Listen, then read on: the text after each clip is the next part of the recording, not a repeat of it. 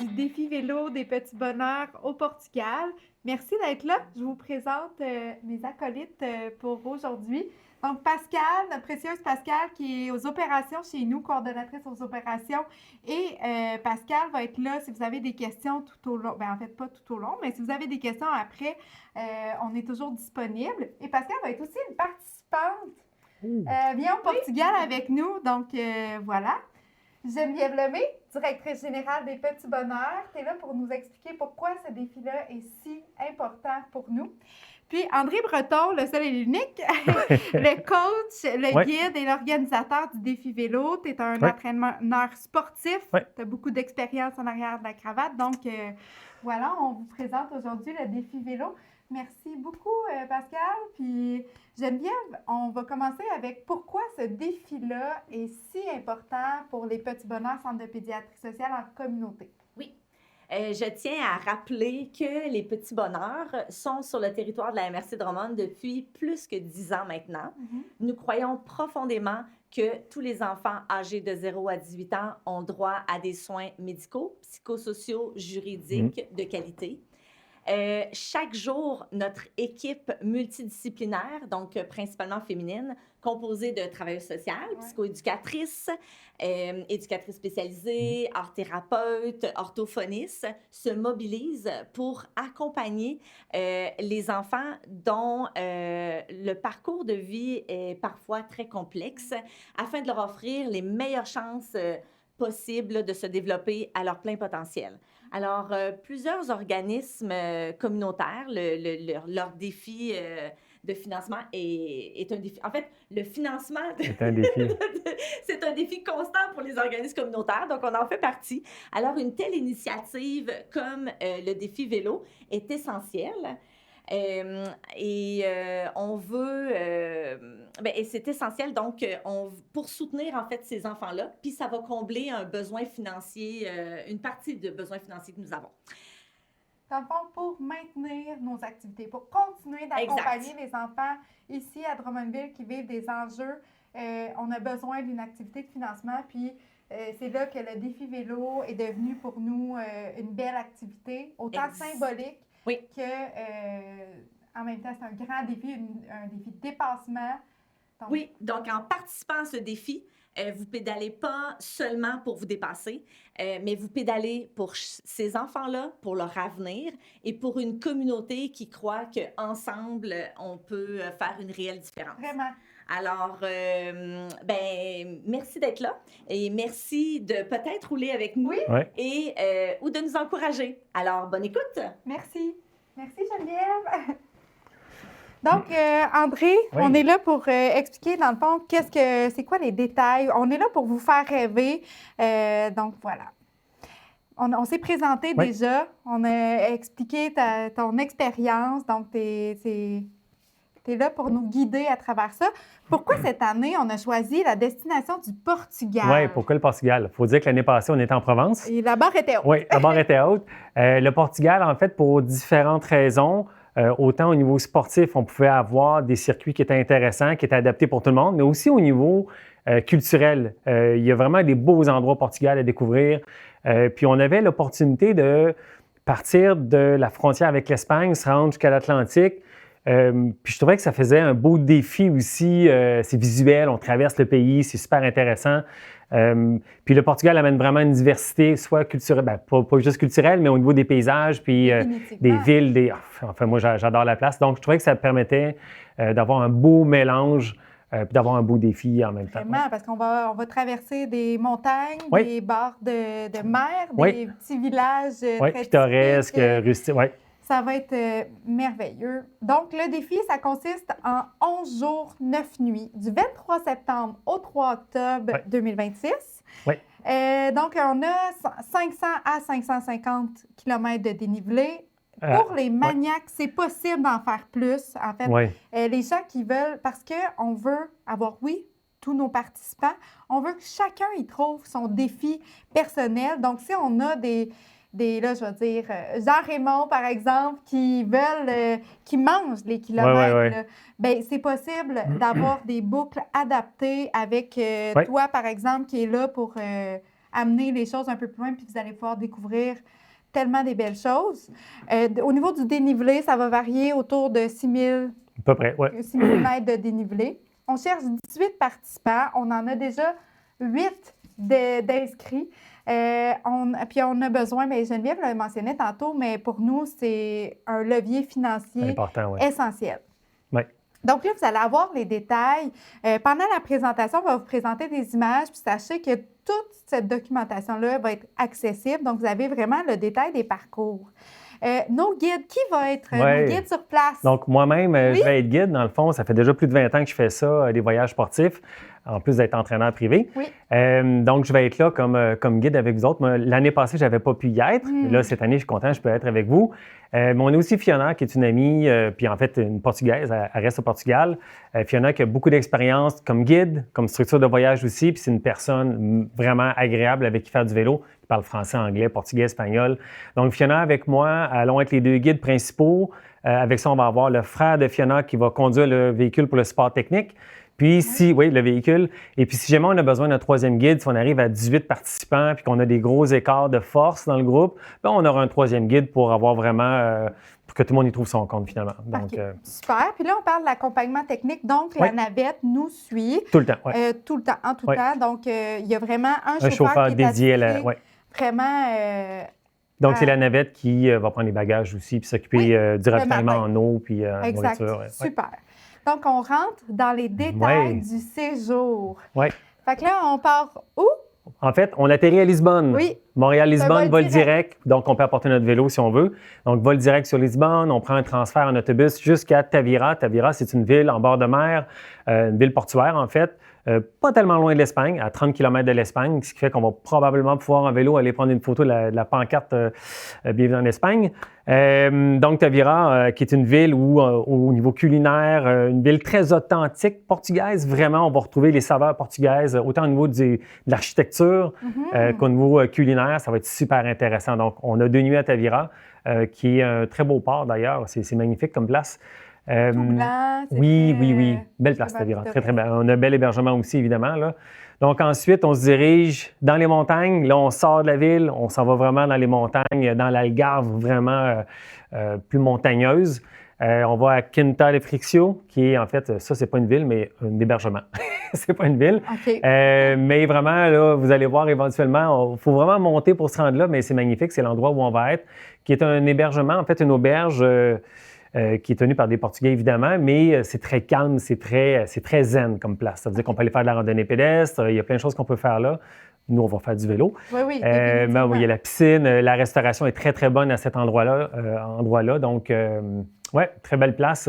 Moi, les clients qui sont allés l'année passée ont adoré la place en 2025. Donc, on y retourne avec notre groupe pour 2026. Oui, c'est tellement important, les hébergements, parce que, oui, on se dépasse chaque jour, mais on doit dire qu'on est chanceux, on est gâtés, on va être hébergé dans des beaux endroits, 4 étoiles. Avec une belle restauration, puis ça va être super agréable pour ça.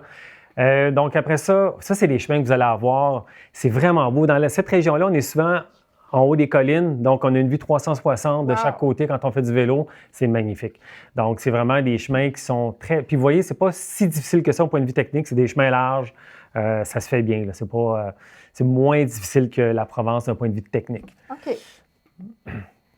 Oui. Ah oui, à Quinta de Friccio, j'oubliais. Il y a le petit village Alté, en fait, qui est un village qui est reconnu au Portugal pour être un des plus vieux villages qui a gardé son authenticité. Village blanc, les maisons blanches, puis c'est vraiment reconnu dans l'Algarve. Puis on va passer par là, évidemment, dans la sortie de vélo. Il faut prendre une pause là, puis aller visiter, prendre des photos. Donc, on va passer là... en fait, ça montre un peu le type de maison qu'on peut retrouver dans ce village-là, mais ça va être magnifique. L'architecture est magnifique. Après ça, on se dirige, on redescend sur le bord de la mer, on sort des montagnes, on s'en va à Portimão, qui est une autre ville portuaire, mais vraiment avec un paysage complètement différent, avec un bord de mer différent, avec des falaises rocheuses, comme on voit en fait sur l'image. Super beau. Bien, en fait, Portimão est aussi une ville très animée. Il y a de l'ambiance, il y a une vie qu'on retrouve peut-être pas dans les autres villages, mais à cette place-là, il y a une vie intéressante avec un hébergement qui est sublime aussi, où la piscine qui est sur le toit de l'hôtel, on voit le port, qui est un port très animé aussi là, à Portimão, on le voit sur l'image. À Portimão, on a une journée de congé de vélo. Oui. Pour ceux qui veulent prendre une journée de congé. Ceux qui veulent faire du vélo, moi, je vais y aller quand même.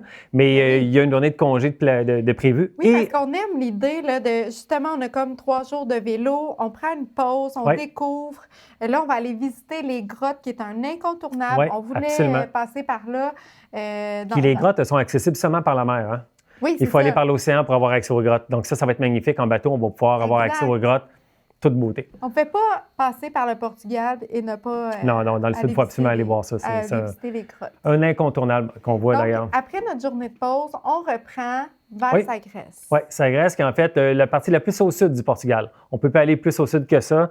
Quand on arrive à Sagres, on sort des montagnes complètement. C'est un peu comme si on arrivait au bout du monde. Oui, oui. C'est vraiment, il y a une pointe, puis c'est vraiment comme si c'était le bout du monde. On arrive à l'océan Atlantique. On peut aller se mettre les pieds dans l'eau si on veut, dans l'océan Atlantique. Donc, on aura franchi de l'Espagne à l'océan Atlantique. Puis ça, c'est vraiment quelque chose d'intéressant. Mais Sagres, c'est une belle place aussi, très calme. C'est beaucoup plus calme que Portimao, mais avec des paysages à couper le souffle. Vraiment, avec des falaises tout le long. C'est comme on voit sur l'image, là. Donc, on va faire une sortie de vélo aussi à travers ces paysages-là. Donc, ça fait une belle diversité, je trouve. À travers les journées, ça va toujours être nouveau, toujours être différent. Puis ça, je trouve ça vraiment agréable dans ce type de voyage-là. Oui. Encore une fois, hébergement très confortable pour Sagres. Très confortable, une belle place. Là. Oui. Excellent. Puis après ça, dans le fond, après Sagres, on s'en va à Lisbonne. Oui. Donc, on prend l'autobus le matin. Le dernier jour, le matin, on prend l'autobus. En fait, l'avant-dernier jour, pour aller à Lisbonne, visiter Lisbonne, ma foi. C'est vraiment une belle place, une belle opportunité. Bien oui, c'était comme un incontournable, ça aussi. On ne pouvait pas aller au Portugal sans passer par Lisbonne. C'était avec toutes les couleurs, les découvertes. Donc là, on va être libre cette journée-là d'aller découvrir, peut-être faire des petits achats avant le retour à la maison. Donc, on a une petite journée pour se remettre de nos émotions après ce beau périple. On a un bel hôtel vraiment bien situé qui nous permet à pied d'avoir accès à tout. Donc, autant au métro que finalement toute la ville est accessible là, à partir de l'hôtel. C'est super intéressant. Ah, vraiment. Donc, ça va bien finir, je pense, le voyage.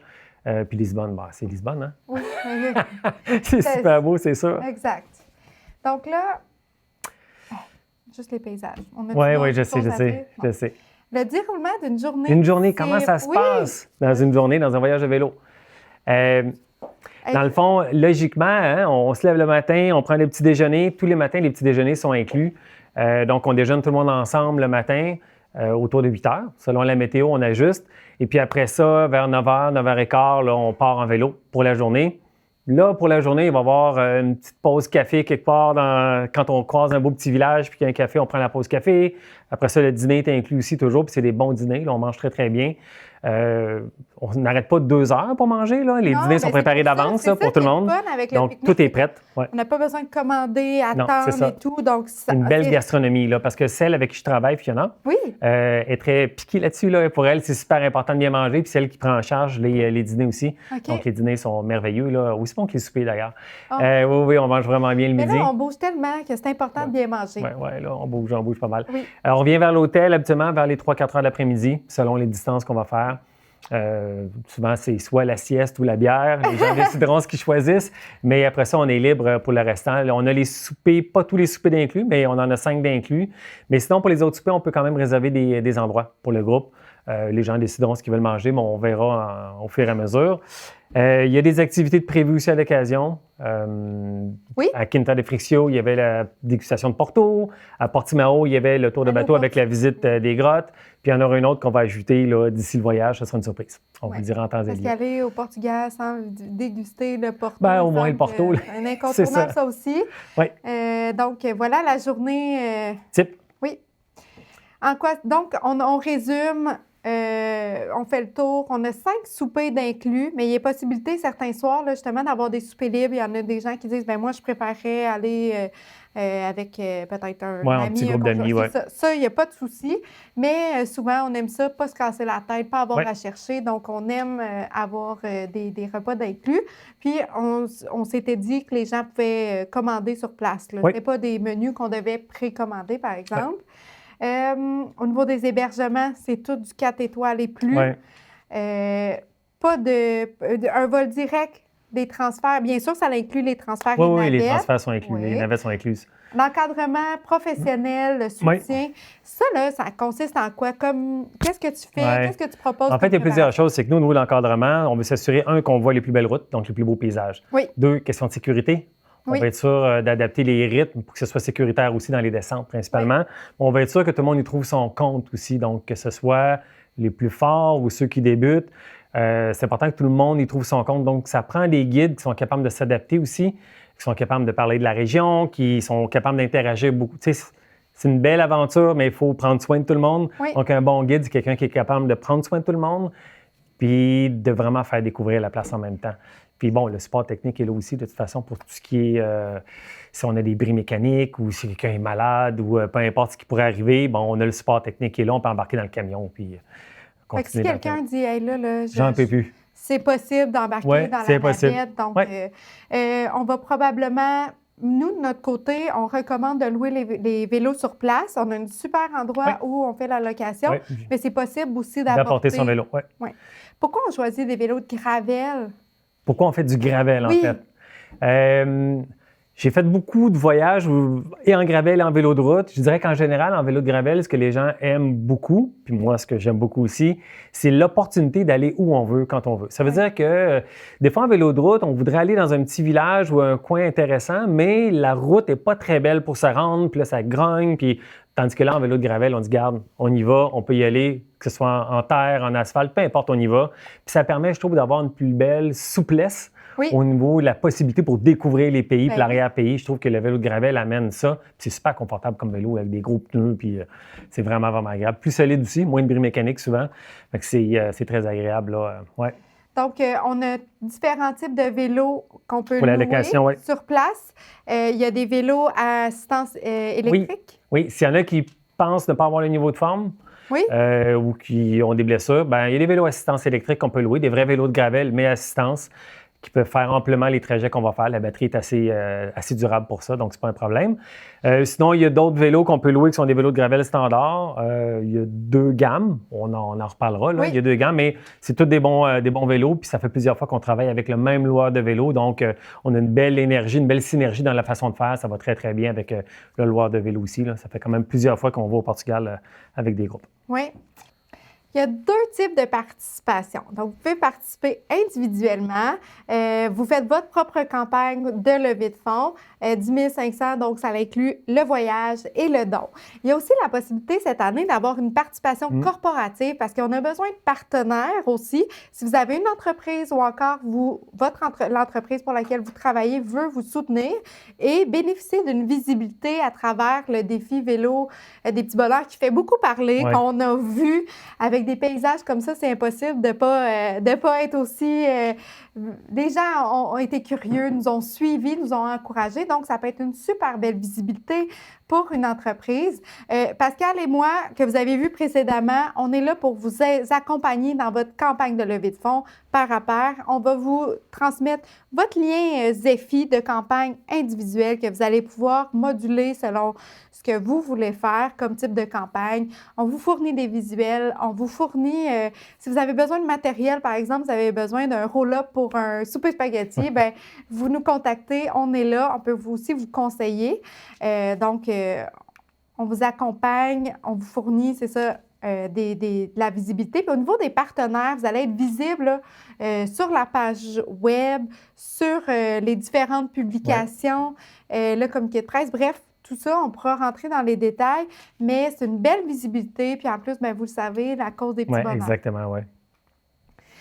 Là, on avait des beaux ensembles l'année passée. Puis je dois dire, là, rapidement, je vois le dos. Puis quand, des fois, on se sent dépassé parce qu'on se dit, ouf, elle est bonne cette côte-là, ça va être difficile. Mais en arrière, on voyait pédaler pour leur avenir. Puis on se rappelle à chaque fois. La raison. C'est ça. Oui, c'est difficile parce que c'est pas un défi facile, mais ça vaut la peine, puis on se rappelle pourquoi on le fait. Puis les enfants qu'on accompagne, bien, ils n'ont pas nécessairement... eux aussi, ils ont des gros défis. Ils n'ont pas choisi. Exact. Donc, voilà, on inclut donc 3 maillots, 3 chandails, en fait, de vélo aux couleurs des petits bonheurs parce qu'on veut arriver tous ensemble avec nos couleurs. On est fiers de relever ce défi-là. On inclut un bid et 2 paires de chaussettes. Ouais. Donc, dans le fond, là, on va vous indiquer tous les détails quant au versement. On travaille avec l'agence de voyage Voyage Action, qui est un partenaire d'André depuis longtemps. Et donc, il y a différents types de versements. Là, il y aura des versements à Voyage Action en premier pour confirmer votre inscription.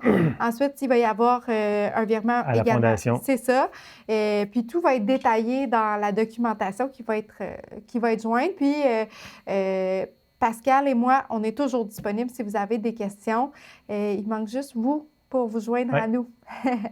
Puis, alors, au niveau de la préparation, André, on en a parlé un petit peu, là, mais est-ce que c'est accessible à tout le monde, ce défi-là? En fait, on l'a construit pour essayer d'être le plus accessible possible. Donc, c'est une des raisons pour qu'on ait 2 guides, probablement 3 aussi éventuellement, selon la quantité d'inscription. Donc, les parcours ne sont pas trop difficiles techniquement pour permettre aux gens qui ne font pas nécessairement du vélo de gravel de faire le voyage. Donc, vous n'êtes pas obligé d'être un spécialiste de vélo de gravel pour faire le voyage de vélo de gravel. Il y a plein de gens qui peuvent le faire, qui n'ont même pas de vélo de gravel puis qui n'en font pas au quotidien, qui font juste du vélo de route, mais qui peuvent faire le voyage quand même. Exactement, parce que moi, là, j'ai un vélo de route dans la vie. Je fais du vélo de montagne aussi les week-ends avec les enfants, mais je n'ai pas de vélo de gravel. Mais tout mon entraînement, je l'ai fait avec mon vélo. C'était très correct. Très correct, ça le fait amplement.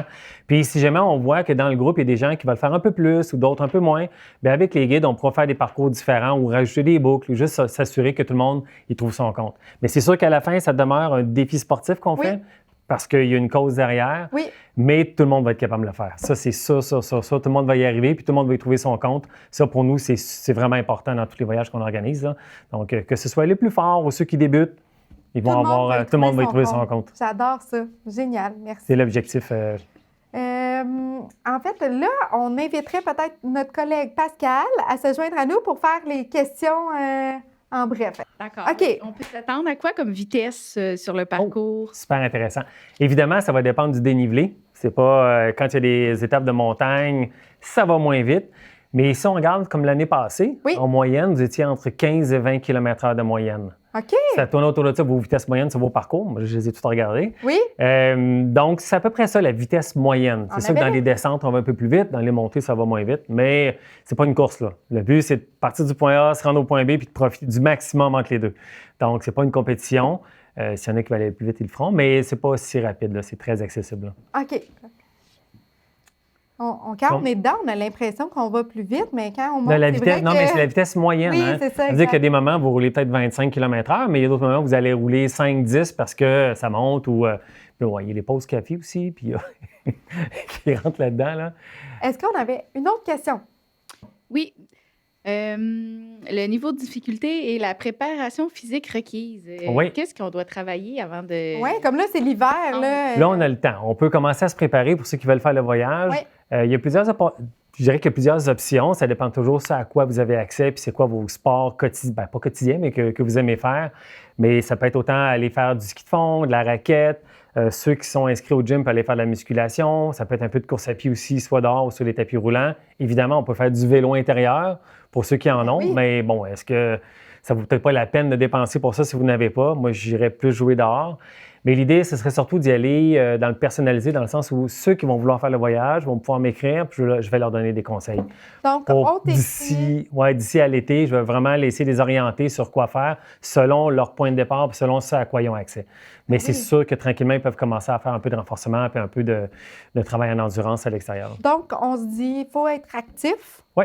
Déjà, c'est un bon point de départ. Oui, ensuite, tu vas pouvoir nous faire des recommandations personnalisées selon notre niveau à nous. Oui, exactement. Génial. Et après ça, durant l'été, on peut éviter tout de suite. Durant l'été, on va avoir des sorties de vélo qui vont être planifiées en gravel à partir du mois de mai, fin mai, juin ou fin juin. Je n'ai pas les dates avec moi, là, mais c'est pas grave. On a 3 sorties de groupe de planifiées dans lesquelles on va pouvoir regarder techniquement comment on aborde ça un vélo de gravel.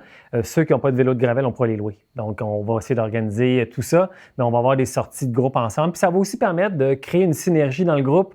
Parce que quand on arrive sur place puis qu'on a vraiment un défi à faire, c'est le fun d'avoir une belle synergie de groupe. Ça fait toute la différence. Puis en fait, tout au long du voyage, toi, tu l'as vécu l'année passée, là, ça se crée au fur et à mesure, puis on finit, puis on devient une grande famille. Oui. Ça fait ça. Mais durant l'été aussi, on va essayer de créer ça pour arriver prêts ensemble au voyage. Donc, on va avoir... Vraiment. Donc, si on n'a jamais fait de gravel bike, c'est quand même possible de participer au voyage. Ben oui, absolument. Définitivement. Ça, je peux vous le dire. Moi, j'en avais jamais fait jusqu'à ce qu'on fasse une sortie l'an passé et qu'on loue les vélos.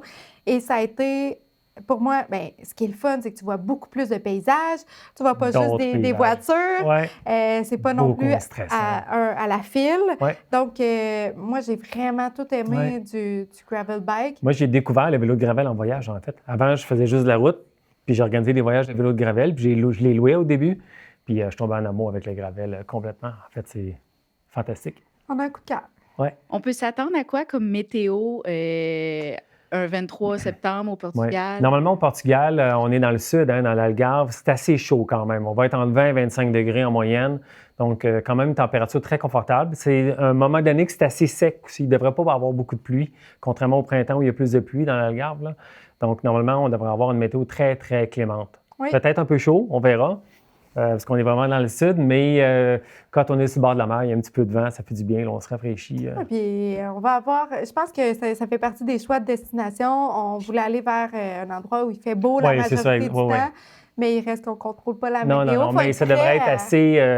ça fait quand même plusieurs fois qu'on y va à l'automne, puis c'est un temps de l'année où c'est généralement très beau. Puis quand on se rend compte avant, on va se préparer en mentionnant justement c'est quoi l'équipement nécessaire. Selon la météo, selon... Justement, fait qu'on va pouvoir s'adapter. Puis, parlant de météo, le vent, là, à Sagres, de bord en bord d'océan, là, il va vanter là-bas. C'est ça qui vente beaucoup, mais en fait, c'est vraiment quand on arrive dans les pointes, mais tu sais, en vélo de gravel, même s'il vente, au pire, on ira moins vite dans un sens puis plus vite dans l'autre sens. C'est pas comme en vélo de route, on a moins... Non, puis en fait, à la fin, ça fait juste du bien. C'est le vent de la mer, c'est le fun. Puis, combien d'heures par semaine on peut investir dans nos entraînements? Si le voyage, je dirais que augmente la quantité. Oui, je dirais que ça dépend de notre point de départ aussi.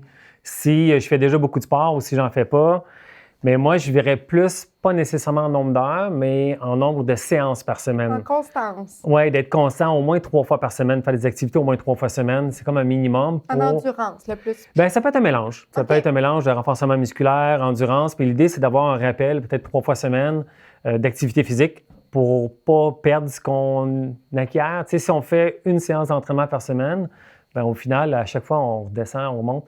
Mais pas besoin de faire 2 heures à chaque fois non plus. Donc, c'est pas juste un nombre d'heures par semaine, c'est la fréquence dans la semaine. Puis ça peut être varié, comme je disais tantôt. Ça peut être une fois la raquette en montagne, une autre fois la musculation, une autre fois la course à pied. Je veux dire, l'idée, c'est de varier pour se développer globalement.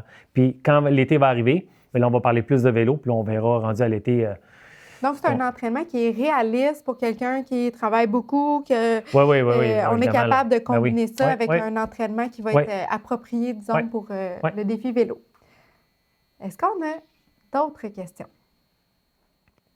En fait, si vous avez d'autres questions, écrivez-les en commentaire. Écrivez-nous à Pascal et moi. Puis André, parce que toi aussi, tu es disponible si vous questionnez... Est-ce que moi, je serais prêt? Est-ce que je préférerais un vélo à assistance électrique? André va pouvoir répondre aussi. Écrivez-nous, puis qui sait, peut-être qu'en roulant, en se préparant, on fera peut-être une autre session de réponse à vos questions. Excellent. Donc, en terminant, je tiens à vous dire que c'est important pour nous que vous soyez là. On a besoin de participants. Vous allez faire la différence pour les petits bonheurs, pour les enfants qu'on accompagne. Donc, ça va être un beau défi. Si vous ne pouvez pas venir, vous pouvez encourager nos participants dans leur défi vélo. Donc, merci d'avoir été là. Merci André, Geneviève, Pascal. Merci beaucoup.